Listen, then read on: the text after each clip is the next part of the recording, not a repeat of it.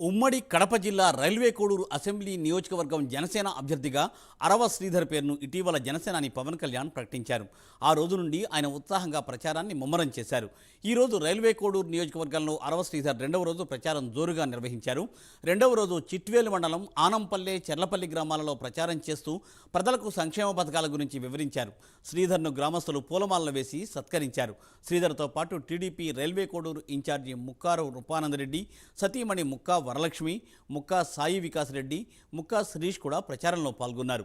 ఈ ప్రచారంలో రాజుగుంట గ్రామ sarpanch Gutti Narasimha, MPTC Nannabala Nagarjuna, TDP, BJP, Janasena నాయకులు ప్రచారంలో పెద్ద ఎత్తున పాల్గొన్నారు.